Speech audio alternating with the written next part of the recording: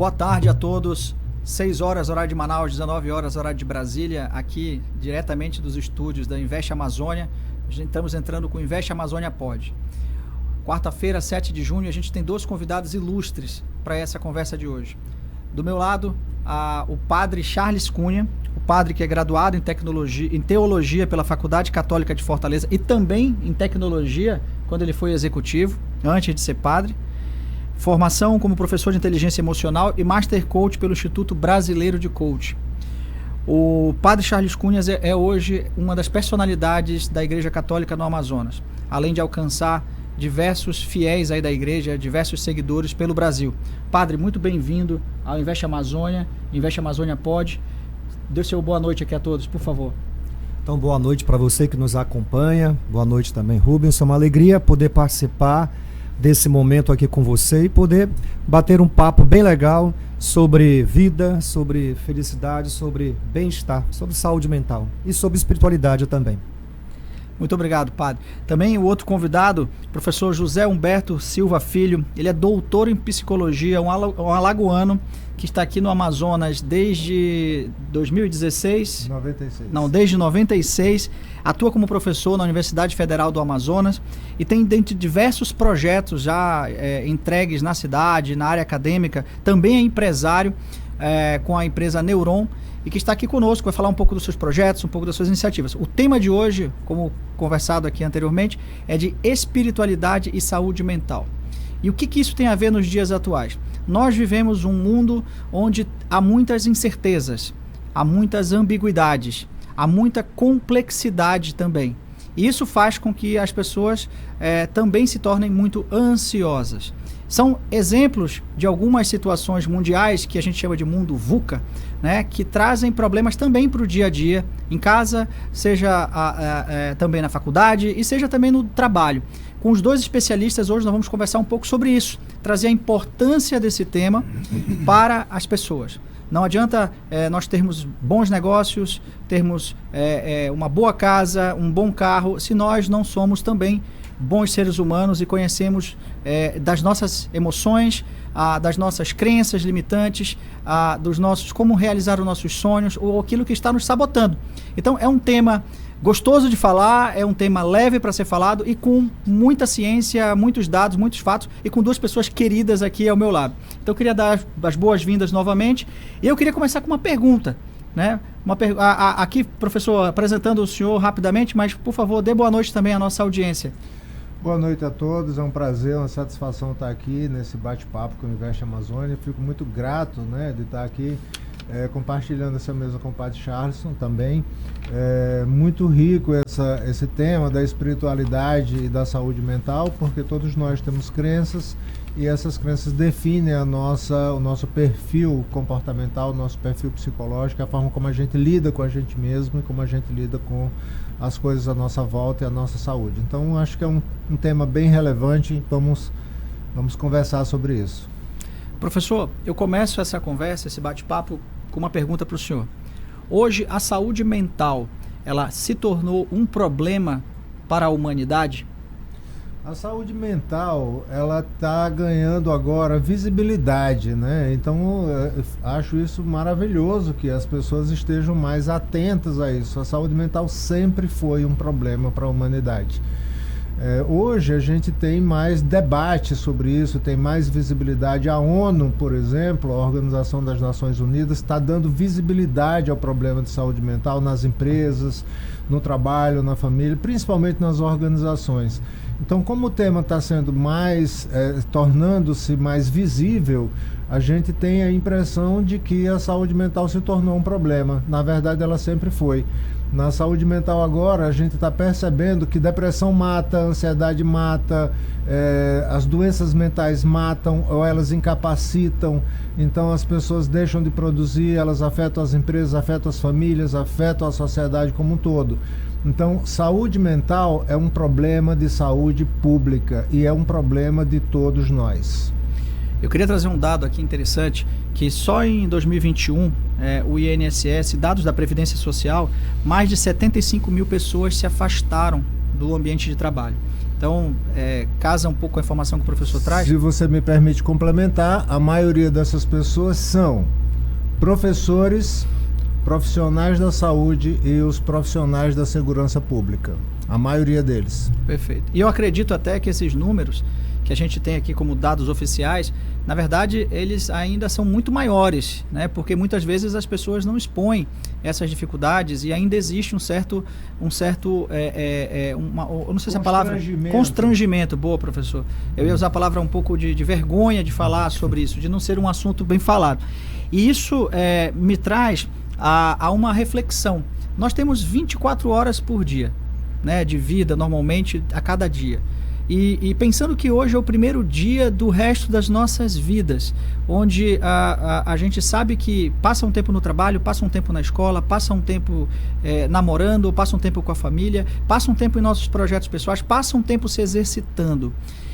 Como é que a espiritualidade, padre, nesses momentos, a partir do momento do que eu acordo, que eu abro os olhos, como é que a espiritualidade já pode fazer parte da nossa vida quando eu sei que eu vou enfrentar todos esses desafios no meu dia a dia? O primeiro aspecto que eu quero trazer aqui é sobre o que é espiritualidade, né? Então, a partir de todos os estudos que eu fui fazendo, todas as pesquisas, eu encontrei algo que foi para mim muito iluminador. Espiritualidade como maneira de viver a sua humanidade no mundo por um futuro melhor. Então eu gostei muito dessa expressão, viver a humanidade. Então quando você fala começar o dia, uma pessoa quando busca ali fortalecer a sua espiritualidade, busca agregar espiritualidade no seu dia a dia, é uma pessoa que está se capacitando a viver a vida da forma que a vida se apresenta, né? A espiritualidade não é fuga.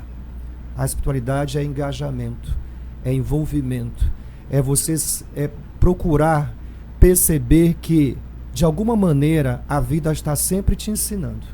Então, a espiritualidade como maneira de encarar a vida por um futuro melhor no mundo, de forma engajada, com propósito de vida, percebendo que na vida nada acontece à toa, que eu posso muito bem aprender com aquilo que atende diretamente às minhas necessidades e eu posso também aprender com aquilo que me desafia, com aquilo que me confronta, com aquilo que me chama a ser um ser humano melhor. Então, a espiritualidade como experiência na qual você pode ser chamado a ser um ser humano melhor a cada dia, a partir de cada experiência que você se permite, né, se permite ser confrontado.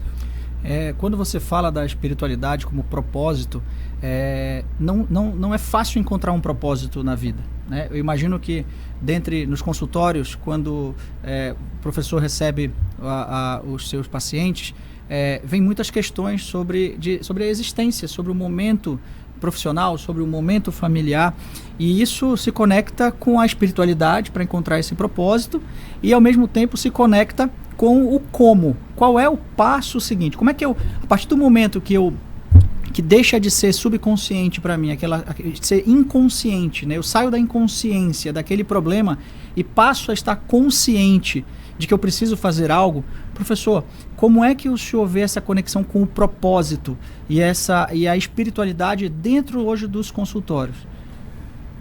Todos nós precisamos ter um sentido de direção, né? Um sentido de propósito, um sentido de pertença, um sentido de valor, né? Sem isso, a gente se sente esvaziado. O que é que eu sou na vida, para que eu sirvo, o que é que eu estou fazendo aqui, né? E essa ausência de propósito, ou ausência de valor, ou ausência do sentimento de pertencer a alguma coisa ou a algum lugar, faz com que a pessoa se sinta extremamente fragilizada. Isso muitas vezes está na estrutura de muitas crises existenciais, né? As pessoas, elas estão em crise porque elas não têm esse sentimento de pertencer, ou sentimento de valor, ou de alto valor, né? Ou sentimento de propósito, né? Do que é que eu vou fazer, o que é que eu sirvo, eu sou útil para quê, né? O que me gratifica, né? O que me faz feliz, né? E isso muitas vezes pode estar associado à estrutura do desenvolvimento de cada pessoa, né? E as pessoas têm, cada um de nós tem a sua história, e a sua história vai construindo valores, a gente vai assimilando valores culturalmente, pela família, pelas relações que a gente estabelece, e naturalmente nós vamos construindo um sistema de crenças, né? E essas crenças, e vamos falar tecnicamente do conceito de crenças, ainda, se me permitem, sem falar de espiritualidade, mas antes disso, falando de crenças, a crença é inerente ao ser humano, né? Então todos nós acreditamos em alguma coisa, todos nós precisamos acreditar e desenvolvemos crenças. E essas crenças nós podemos categorizá-las tecnicamente em dois grupos. São as crenças funcionais, ou seja, aquelas crenças que me ajudam, e as crenças disfuncionais, aquelas crenças que me atrapalham. Voltando àquela pessoa sem propósito, a gente vai encontrar uma pessoa que tem crenças. Ela tem um sistema de crenças que eu não tenho valor, eu não sirvo para nada, eu não sou importante, eu não sou amado. E esse sistema de crenças com o qual essa pessoa se relaciona, a partir de onde ela vive a sua vida, leva certamente a um padrão de comportamento menos saudável emocionalmente. É uma pessoa que tem uma probabilidade de desenvolver depressão, ansiedade e outros transtornos emocionais, porque ela está pautada por um sistema de crenças, né? Por outro lado, uma outra pessoa que desenvolveu uma crença de que eu sou importante, eu sou validado, eu sou capaz, eu consigo realizar, eu consigo superar os desafios, ela desenvolve um outro sistema de crença que nós chamamos de autoeficácia. Ou seja, é a crença de que eu consigo superar os obstáculos mesmo que eles sejam grandes. É a pessoa que desenvolve resiliência para enfrentar essas, mesmo que ela não seja 100% capaz, mas ela acredita que ela é capaz. Ela vai superando e ela consegue. Então a sua crença de autoeficácia faz com que ela seja eficiente. Então nós, partindo desse pressuposto meramente técnico e ainda não espiritual, mas somente psicológico, nós já sabemos que o sistema de crenças determina a sua saúde mental. Se você tem crenças favoráveis, você tem sistemas de defesas mais eficientes para enfrentar as suas adversidades. Se você tem crenças desfavoráveis, você já está na desvantagem na sua saúde mental. Daí, para a gente falar de espiritualidade, é uma consequência óbvia. O padre, ele também tem um lado executivo, né? O padre, antes de ser padre, foi um analista de sistemas, né? Formado em análise de sistemas. Programava computadores, hoje ele programa vidas. Padre, uma pessoa pode ter toda a consciência disso que o professor traz aqui e mesmo assim ser um ateu, não acreditar nessa evolução maior, nessa conexão maior? Eu acredito que todos nós temos uma abertura ao transcendente, né? A algo fora de nós que nos convida a fazer uma diferença na vida, né? A pelo menos acreditar na vida, acreditar que é possível sim fazer deste mundo um lugar melhor para viver. Pode parecer uma certa utopia, mas eu nunca esqueci quando eu li pela primeira vez, né, a República de Platão, né, me chamou muita atenção, né, que essa mudança que a gente tanto quer que aconteça fora, ela primeiro deve acontecer dentro de nós, né? Então aquilo me impactou muito. Me lembro muito bem daquele trecho da República de Platão quando se mencionava isso, né? Então é nisso que eu acredito que você, a partir do momento que se conecta com algo que é maior que você mesmo, é essa conexão que há de te ajudar a ter força para essa transformação. E essa transformação começa dentro da pessoa, começa com essa mudança de mindset, né, de mentalidade, né, na qual ela procura perceber que, de alguma maneira, ela é chamada ao engajamento, né, que na vida ninguém nasce à toa. Eu acredito muito nisso, né? É o meu sistema de crenças, perceber que na vida ninguém nasce à toa, que todos nós somos chamados a ser um dizer neste mundo. Acredito que toda pessoa humana, ela tem uma palavra com a sua vida, com a sua história a ser proclamada, né? E é claro, a partir da experiência de fé, a partir dessa experiência, né, da espiritualidade, seja qual for a denominação religiosa que a pessoa tenha, porque a espiritualidade ela perpassa tudo isso, né? Uma pessoa que não tenha uma vivência num sistema religioso institucional, ela pode ter sim espiritualidade, porque eu acredito, por tudo que eu aprendi na vida, com tudo que eu aprendi na academia, que a espiritualidade está ligada à maneira de você viver a sua humanidade. Então, quanto mais humano uma pessoa é, mais espiritualizada ela é também, ela se apresenta, né? Então, mais uma vez eu reafirmo, essa espiritualidade que nos ajuda a perceber que eu não nasci à toa, que eu sou chamado a contar uma história, eu sou chamado a deixar uma marca no mundo. Para mim isso é muito forte. Espiritualidade como uma maneira de você viver a sua humanidade, deixando uma marca, um legado neste mundo, porque de fato, eu nunca esqueci uma experiência que eu tive como padre naquele dia, numa missa de 7º dia, né? Onde eu estava celebrando na mesma missa uma pessoa que havia falecido com a idade de 90 anos, né? E uma outra pessoa que havia falecido com um tempo de vida de 27 dias. Então, como falar numa homilia de 7º dia, dizendo, poxa, a vida deste ente querido valeu a pena, viveu muitos anos, né? Teve tantas experiências, como é que eu poderia falar ao mesmo tempo para esse público e para um outro público que tinha lá uma mãe celebrando a missa de 7º dia de um filho de 27 dias. O que me veio no coração para dizer naquele momento ali? A vida daquela criança de alguma maneira valeu a pena. Durante 27 dias, aquela mulher teve a experiência de ser mãe. Aquela mulher. Então foi assim que naquela homilia eu consegui falar para os dois públicos, né? Ou seja, a vida de uma pessoa não pode ser medida apenas pela quantidade de dias que se vive. A medida de uma vida, né? Quão valorosa foi uma vida, é a marca que deixa no coração das pessoas, as marcas positivas.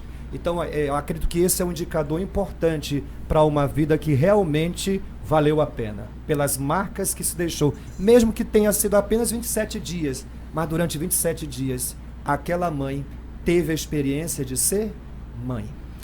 Padre, o senhor fala com muita felicidade nas suas palavras e isso me lembra um momento de uma palestra com o CEO do Alibaba, né?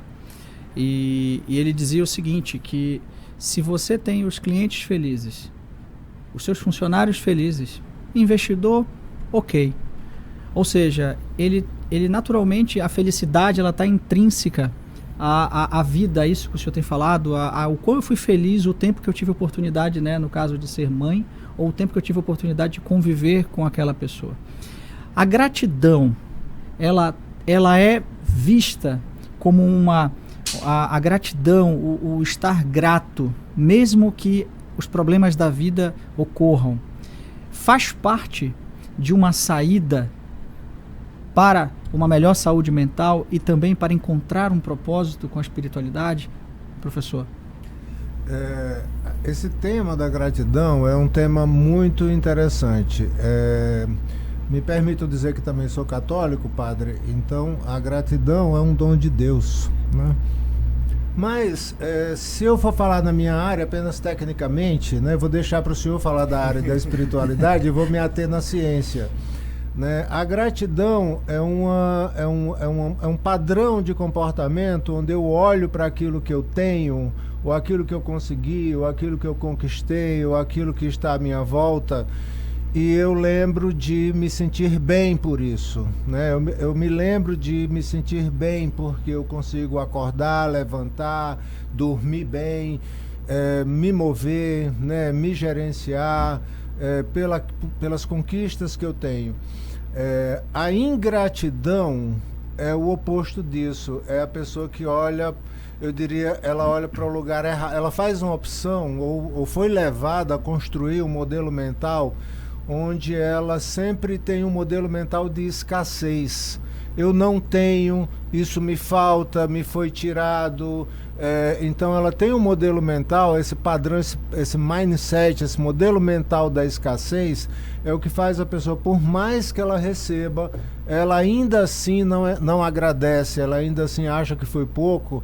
É aquele filho que é o mais caro, é o mais trabalhoso, é o que dá mais problema, é que dá mais preocupação para os pais, e é o filho que reclama que é menos amado, menos querido, enquanto ele é o mais caro de todos os filhos, né? E é o mais trabalhoso de todos os filhos, né?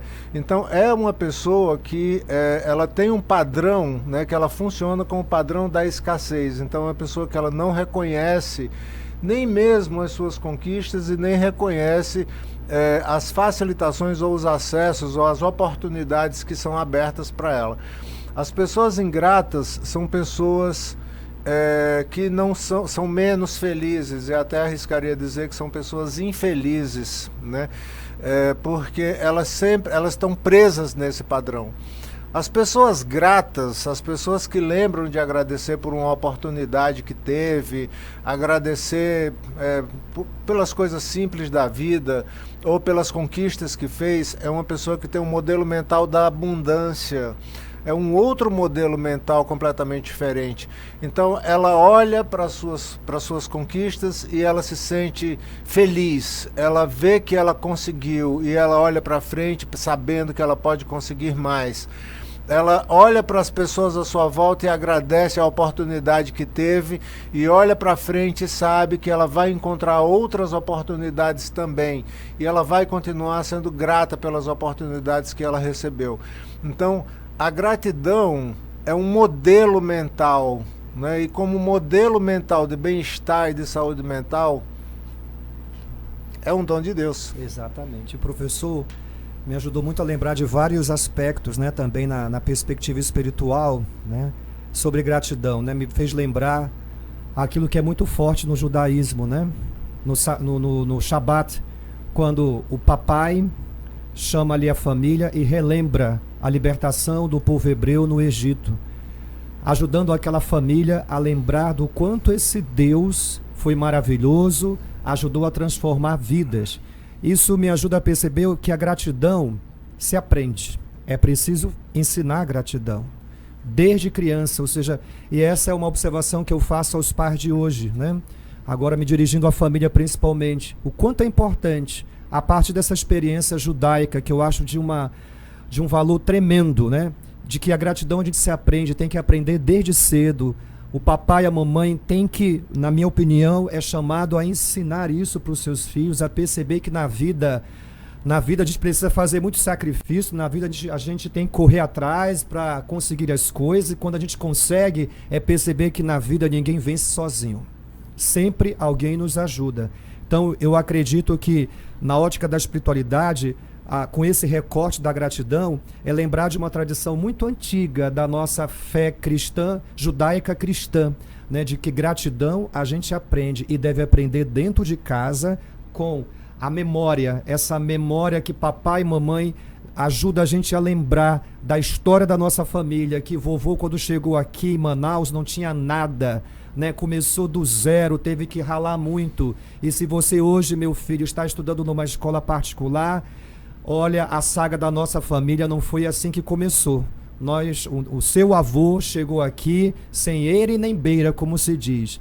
Mas graças a todo o esforço dele, ao sacrifício dele, hoje nós temos uma vida melhor. Acho que é isso que papai e mamãe, na minha opinião, é criar dentro de casa essa maneira, né, de recordar as grandes bênçãos, né? A gratidão, eu diria, está muito ligada a esse reconhecimento das bênçãos de Deus manifesta através de pessoas que nos antecederam e que mudaram a nossa sorte.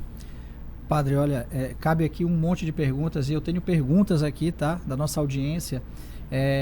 E o senhor falou de bênçãos, né? Eu já queria meter meu dedo aqui e dizer o seguinte: você aí, filho, você peça a bênção do seu pai, peça a bênção da sua mãe, dos seus tios, porque a resposta é o quê? Deus te abençoe. Sim. Então, quero pegar aqui o gancho disso. Padre, o senhor falou da questão das questões emocionais, né? Eu entendo que gratidão, aí eu vou para o meu mundo executivo.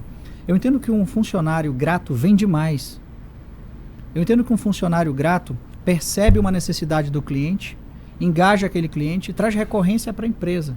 Né? Pegando o exemplo anterior. O mundo que a gente está vivendo hoje, que eu falei mais cedo, que tem siglas em inglês, mas eu vou traduzir aqui, que é o mundo VUCA, né? De volatilidade, de incertezas, de complexidade e de ambiguidade. Isso não vai mudar. Nós temos que aceitar que esse é o mundo que nós estamos vivendo.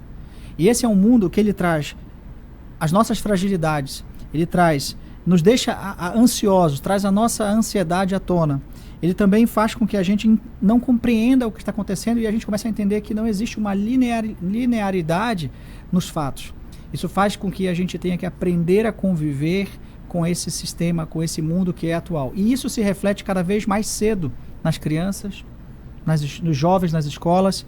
E aí minha pergunta, eu que tenho filhas, né, e acredito que muitos aqui que têm também atende, o professor que atende no consultório, o padre que vê a família, a questão da família. A minha pergunta, ela vem assim, como é que cada vez mais cedo eu posso entrar na vida das crianças, desse jovem, porque em algum momento eu preciso mudar essa curva de ansiedade que enche hoje os consultórios e que um futuro onde as pessoas acham que não vão ter mais emprego. Eu hoje de manhã, vindo para cá, eu ouvi todo dia eu tento meditar pela manhã, que é até um ensinamento do padre Charles, onde que a meditação é uma das formas de nós praticarmos a gratidão, a contemplação das coisas, refletir sobre o que nós estamos fazendo e ao mesmo tempo nos encontrarmos com Deus, porque no silêncio é onde Deus vem falar com a gente. E aí, eu nesse momento, ouvindo hoje a homilia de manhã, eu me toquei com que Abraão, quando saiu da sua terra, tinha 75 anos de idade. Quem hoje, com 75 anos de idade, busca um novo propósito na vida? E jovens com 12 anos, com 11 anos, com 13 anos, pré-adolescentes, adultos com 18, ainda jovens com 30 anos de idade, estão nessa busca incessante. Então a minha pergunta é, dentro desse mundo de incertezas que eu mencionei aqui, padre e professor, como é que isso chega para vocês e ao mesmo tempo que vocês também têm que ter a sua saúde mental e a sua espiritualidade para poder repassar? Como é que isso chega para vocês hoje em dia?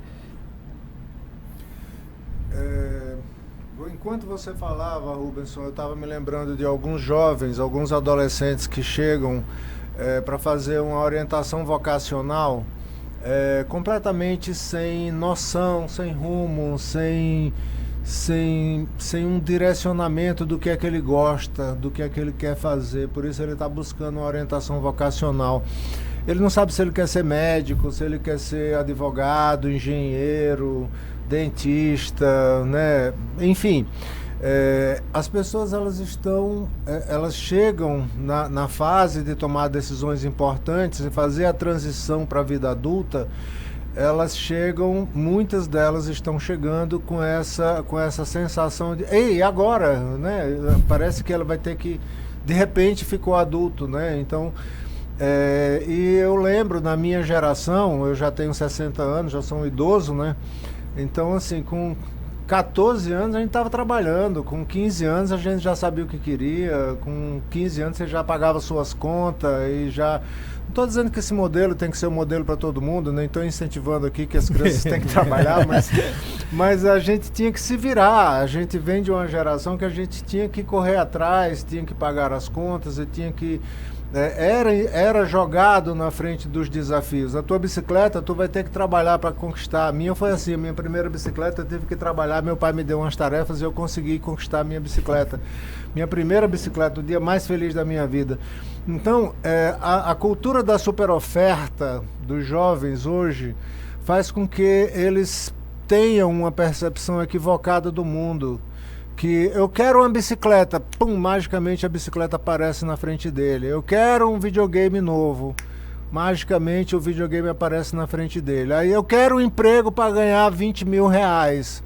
Aí ele fica esperando, estralando o dedo, esperando que esse emprego aconteça. E ele não vai acontecer, os seus desejos não serão mais atendidos. Então, nós pais que tivemos uma vida vamos dizer, mais penosa, né? E que tivemos que ralar para conquistar a nossa autonomia, a alegria de ter superado isso faz com que a gente queira proteger os nossos filhos para não passar pelas mesmas amarguras que nós passamos, mas são elas, as amarguras, que nos fizeram crescer. Eles deram couro duro, né, professor? E a ausência delas, das amarguras, que vai tornar os nossos filhos frágeis, né? E vai fazer com que eles não consigam se defender sozinhos. Eu tenho 2 filhas, mas eu nunca dei vida fácil para elas, só o suficiente. Mas eu coloco elas para lutar e eu coloco elas para se defenderem. Eu falei para o Rubens outro dia, minha filha tinha 3 anos e meio, teve um problema na escola, eu levei ela na escola e disse você vai falar com a diretora. Ela disse, tá bom, se você for comigo eu vou. Ela falou com a diretora veio conversar comigo, eu falei, não converse comigo, minha filha que quer falar com a senhora, converse com ela. Aí a diretora depois veio me dar a justificativa, disse, não para mim, professor, eu estou só acompanhando, explique para ela, né?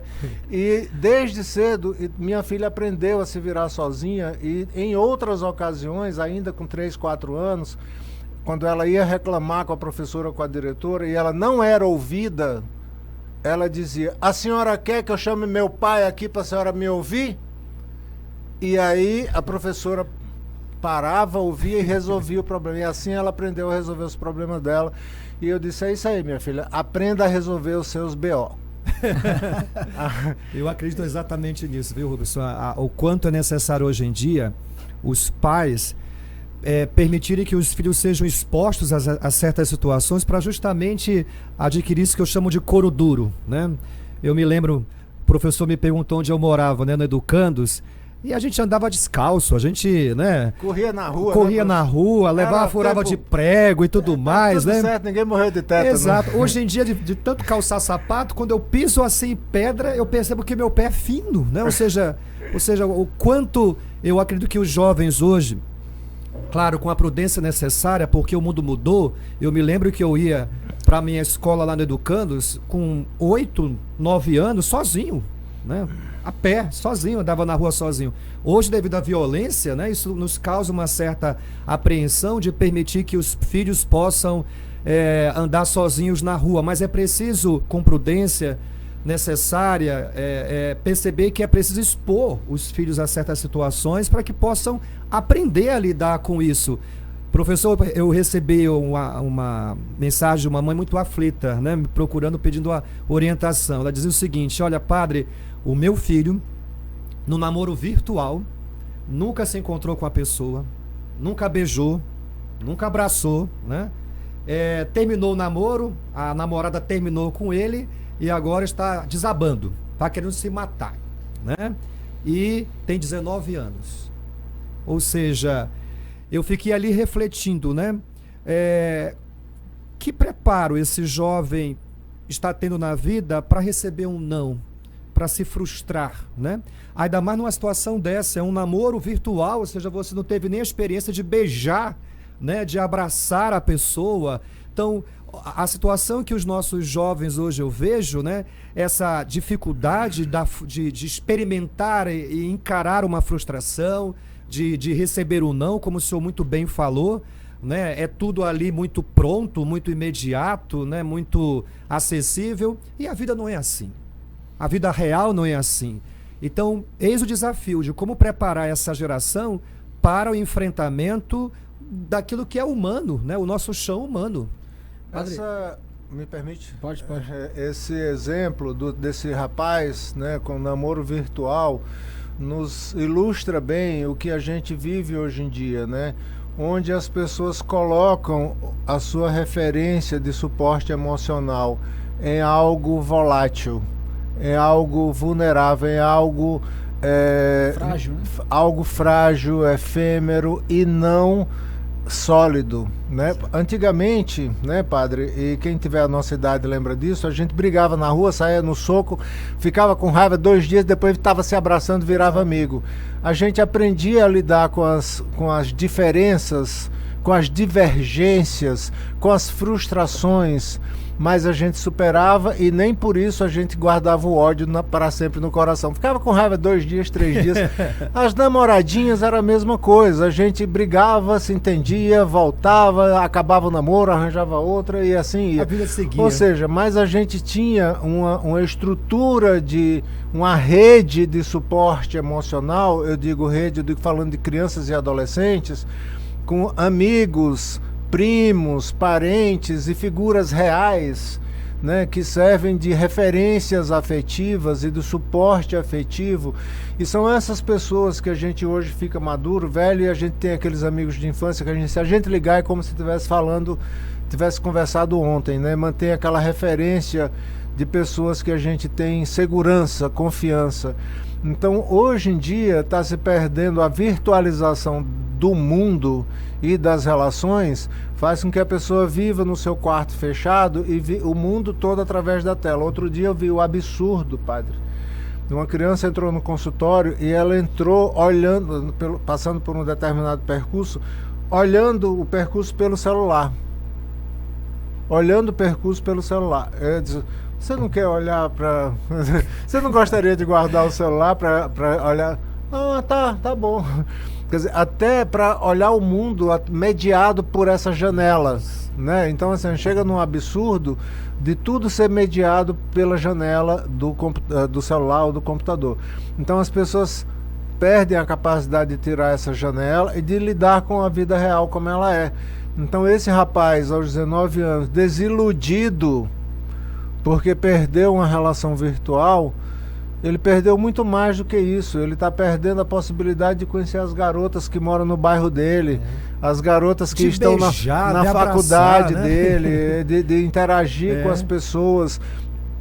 Ele perdeu muito mais, ele já teve uma perda significativa e todas as perdas deles foram iludidas por esta ilusão. Exato. Então ele reuniu todas as expectativas não realizadas e colocou numa moça virtual que ele conheceu lá de São Paulo e ele está aqui em Manaus. Né? Olha, vocês entraram num tema que é relacionamento. E aí, quando isso acaba, tudo que ele tinha, tudo que ele não tinha vem à tona. Que evidenciado. Né? Então não é a moça que ele perdeu, é tudo aquilo que ele não realizou.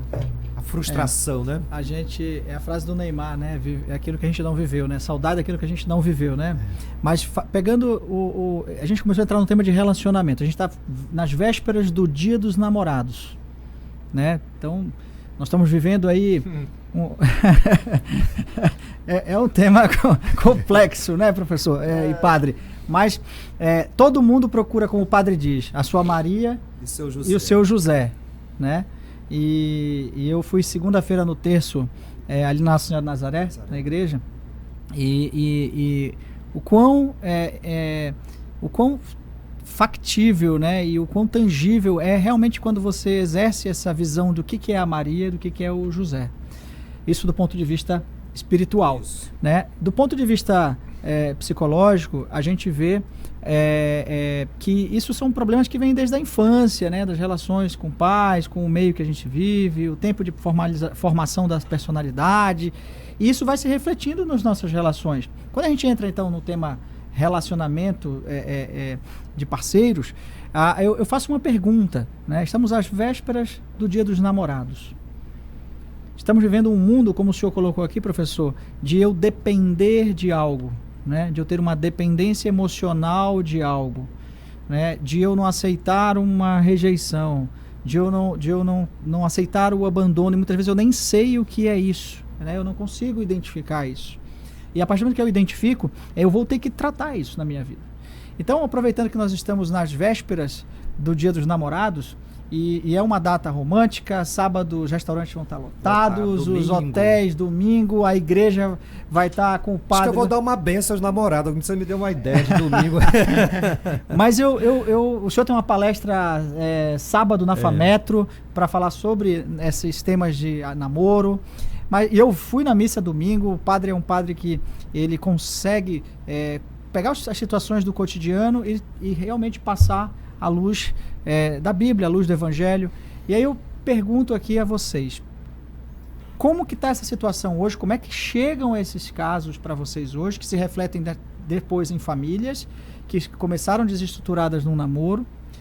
E que mensagem vocês gostariam de deixar para esse final de semana, que é um final de semana de decisões para alguns, ilusões para outros?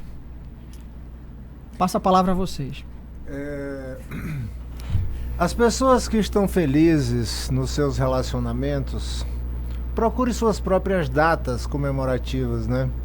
O dia do aniversário do casal, o dia que se conheceram, não precisa do dia 12 de junho. Isso é uma bobagem imensa. Bom começo, professor. Eu quero começar dizendo que isso é uma bobagem imensa e que leva muitas pessoas ao sofrimento, né? Leva as pessoas que estão infelizes nos seus casamentos à infelicidade de levar a esposa também infeliz na pizzaria, porque é obrigatório, porque é dia 12. Leva as pessoas que não estão no relacionamento, por qualquer razão que seja, a ficar chorando ou sofrendo, porque é o dia dos namorados, eu estou sem ninguém, né? E as pessoas que já estão felizes nos seus relacionamentos, elas vão continuar felizes no dia 12, no dia 13, no dia 15. Então elas já estão felizes. Então isso é irrelevante, isso é absolutamente irrelevante. O dia dos namorados, ele tem um outro propósito, não tem propósito de celebrar o amor, né? Tem propósito de celebrar outras coisas. Então, assim, não quero entrar muito nesse detalhe, mas eu gostaria de mandar uma mensagem para as pessoas que não estão com o namorado nesse dia. Não sofram por causa dessa bobagem. Sigam as suas vidas e tentem encontrar uma relação boa e satisfatória consigo mesmo. Porque se você estiver de bem com você mesmo, se você estiver satisfeito, estiver feliz com seus propósitos, com seus objetivos, com as suas metas, uma pessoa feliz, uma pessoa de bem consigo mesma, é uma pessoa extremamente atraente, extremamente interessante para as outras pessoas. Então você quer ser atraente, não é só fazer academia, seja feliz que você se torne uma pessoa atraente, uma pessoa interessante. Se você não está feliz, você é uma pessoa rabugenta, desagradável, chorona, mimimi, reclamona, né? E as pessoas que estão felizes no dia dos namorados, eu desejo que estejam maravilhosamente bem, cuidem um do outro, cuidem de si, cuidem do seu colega, do seu parceiro, da sua parceira, dos seus amigos, enfim. Mas não vamos nos ater a um marco de data para buscar a alegria ou buscar uma comemoração. Muitas vezes eu vejo muitas comemorações, as pessoas fazendo porque é o dia de fazer. Até o dia das mães, o dia dos pais, o dia dos namorados, fazendo porque tem que fazer naquela data. Pela sua mãe, faça todo dia. Pelo seu pai, faça todo dia. Pela sua mulher, faça todo dia, né? Eu acho que quando a gente ama alguém, isso deve se manifestar em todos os nossos atos, né? Em todos os nossos momentos.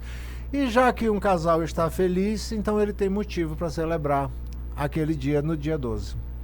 E eu sinto também, professor, que essa felicidade conjugal, ela é alimentada também por uma capacidade que esse casal tem de se comunicar bem, né?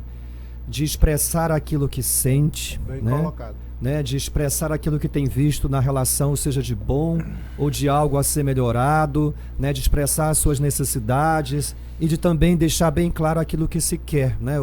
Eu me recordo aqui muito aquela questão da comunicação não violenta aplicada, né, aos relacionamentos conjugais. E eu percebo, acompanhando os casais, né, de forma espiritual, quando chegam até mim, que um problema raiz que eu observo muito é esses ruídos de comunicação na relação conjugal. Eu me lembro de uma situação muito concreta, que eles foram me procurar e durante 1 hora eu fiquei calado só para observar. Fiquei prestando atenção neles dois, ficaram 1 hora num bombardeio. Era um bombardeando o outro, era um acusando o outro, e em nenhum momento, durante 1 hora, acredite, foi 1 hora, eu me permiti ouvi-los, só ouvi-los, né? E depois eu perguntei, o que cada um de vocês poderia agora admitir aqui para essa relação ter ficado do jeito que ficou? Porque durante 1 hora vocês ficaram um acusando o outro e não demonstraram a capacidade de bater no peito e reconhecer, não, esse nosso relacionamento ficou assim porque eu me permiti fazer isso isso e mais isso. Então, queria também ouvir o senhor sobre isso, né? A questão da comunicação no relacionamento conjugal para relacionamentos saudáveis emocionalmente, né? As pessoas saudáveis, elas conseguem falar de si, conseguem falar do outro, conseguem ter o que a gente chama de autorregulação, né, emocional e comportamental, né? Então essa autorregulação nos permite, né, o que eu brinco, tá com o self-regulation quebrado, né, muitas pessoas, né, que não conseguem se regular, né, e ter uma relação de empatia, de se colocar temporariamente ali no lugar do outro, tentar entender a perspectiva da outra pessoa, tentar entender como é que eu impacto a vida das pessoas. Então as pessoas não se percebem, né, e aí elas saem de certa forma numa relação muito eu-centrada, ou chamamos assim, egocentrada, né? Muito egocentrada, né? Vendo o mundo apenas a partir da sua própria perspectiva, sem conseguir compartilhar. Então, a ausência desse compartilhamento, eu compartilhar o meu ponto de vista e perceber o ponto de vista do outro e ter essa comunicação, né, faz com que a gente possa se enriquecer. Se eu já sei de tudo, meu ponto de vista se encerrou ali e essa é a minha percepção, é a minha verdade, é o que eu interpreto a partir dos meus sentimentos e a partir dos meus fantasmas, eu interpreto e eu descrevo a realidade daquele jeito, como o marido ou a esposa, né? O marido que diz, você é muito intransigente, você só faz isso, você é aquilo, você é assim, você é assado. Quanto mais ele descreve, ele está descrevendo uma realidade que ele acredita e ele está preso naquilo, e a outra diz, você que é assim, você que é essa.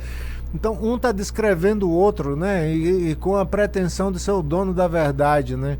E em nenhum momento as pessoas estão ali numa postura de o que você está sentindo, como é que isso te impacta, né?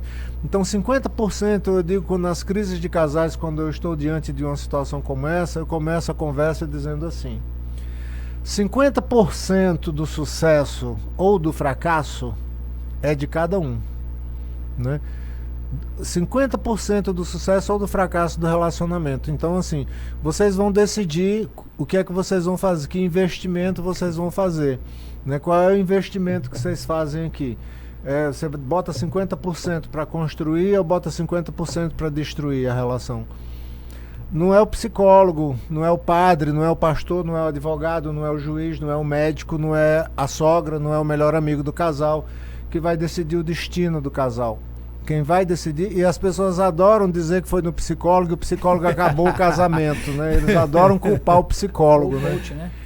Né? E na verdade, eu digo, olha, a decisão é do casal, né? Vocês colocam aí 50% de vocês, né? E 50% é assim, ó, vou te ajudar a traduzir o que a sua senhora está dizendo. A sua senhora está falando disso, disso, disso, disso. Ela está um pouco magoada e por isso ela está falando exaltada, mas o que ela está querendo dizer é isso.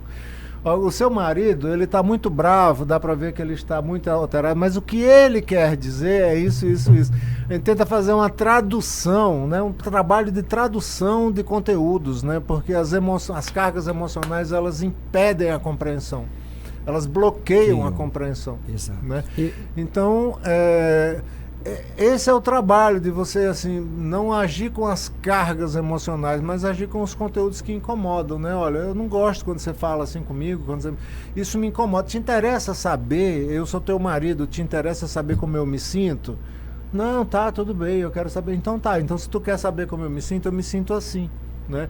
Eu sou tua mulher, tu quer saber como é que eu me sinto? Olha, eu me sinto assim. Não, tudo bem, eu quero saber como você se sente. Então, assim, essa linguagem, aprender a falar do que isso significa para mim, como isso me impacta, como é que eu me sinto, e não impor a minha verdade. Você é isso, você é aquilo. Você sabe, professor, padre, isso me traz um pouco das mudanças de comportamento que a sociedade vem vivendo, né? Hoje, a quantidade de pessoas que assistem TV diminuiu.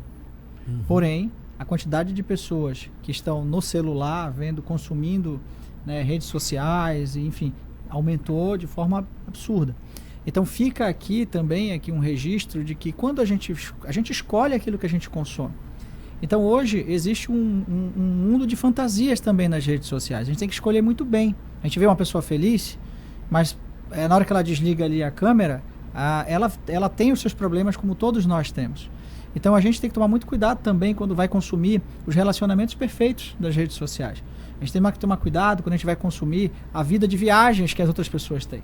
Então a gente tem que tomar esse cuidado, porque as redes sociais, no fim do dia, eu até deixo aqui recomendado, quem quiser assistir um belo de um documentário sobre isso, é O Dilema das Redes Sociais, para entender que nós somos, de certa forma, manipulados a seguir uma linha de tendência daquilo que nós gostamos. Então, se eu aperto muitas vezes num único botão ou em temas relacionados a um assunto, eu sou obviamente levado a aprofundar ainda mais aquele assunto.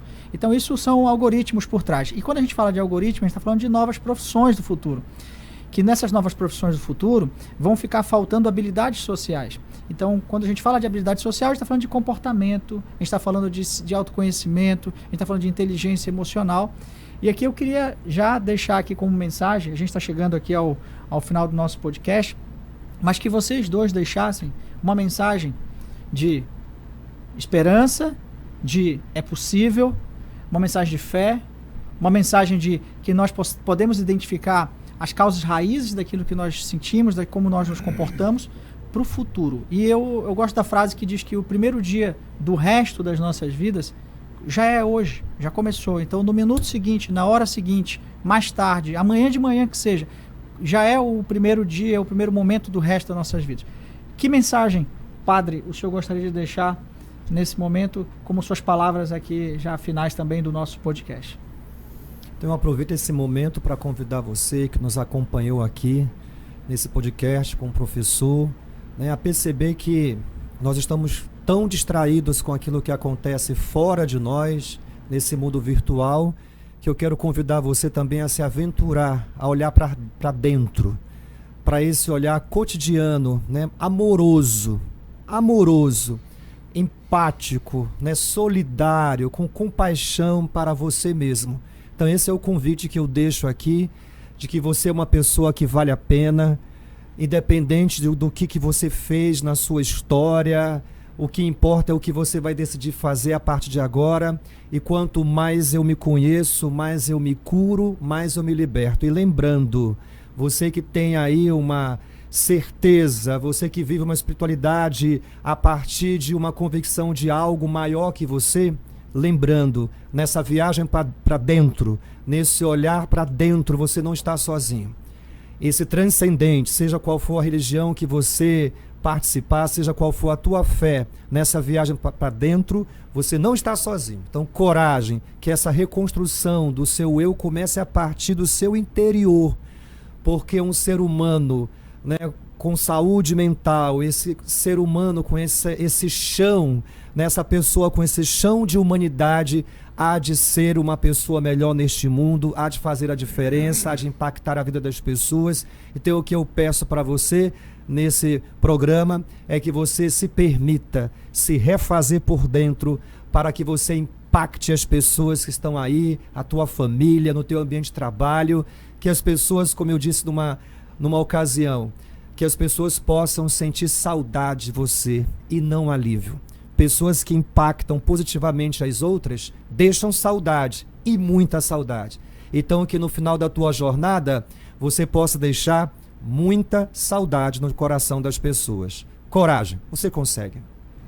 Fantástico, fantástico. Professor?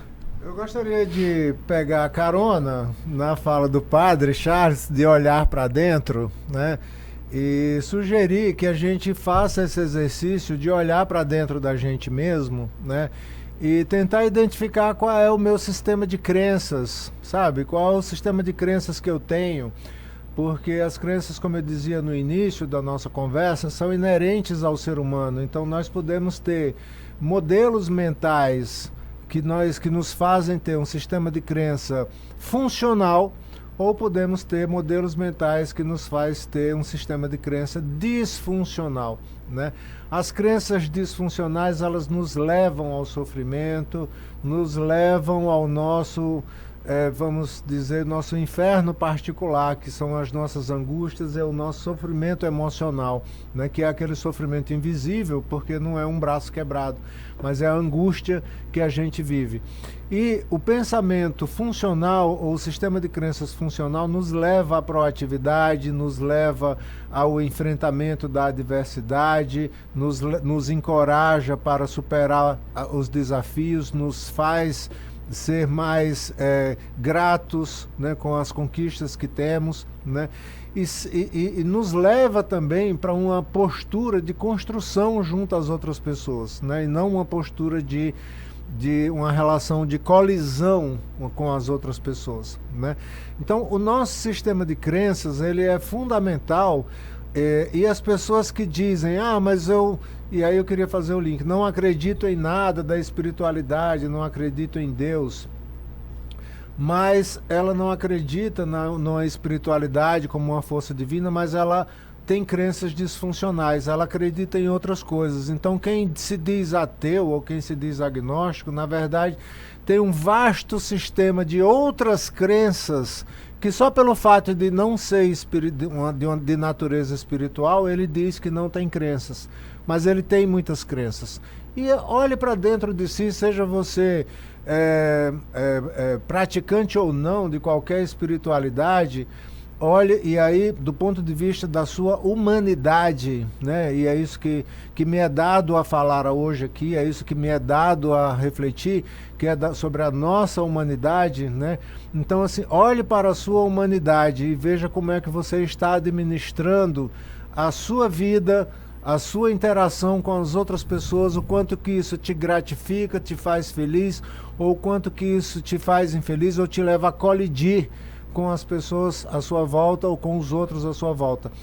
Analise seu sistema de crenças. Nós fizemos uma pequena cartilha, vamos deixar um brinde aqui para as pessoas que estão nos ouvindo, basta clicar o link, e aí nós temos uma série de informações sobre o sistema de crenças funcionais e disfuncionais, que vocês podem aprofundar o tema e podem ficar à vontade para refletir sobre essas questões. Agradeço imensamente ao Rubens Invest Amazônia pela oportunidade. Foi um prazer imenso aqui bater papo com o Padre Charles. Fizemos aqui uma dobradinha maravilhosa. Eu estou muito feliz, muito satisfeito, obrigado, muito agradecido, Padre. Gratidão. A gente aqui agradece, né? A gente agradece. Eu espero que o episódio de hoje tenha trazido muitos insights, muito conhecimento para essa jornada de vida que a gente está vivendo.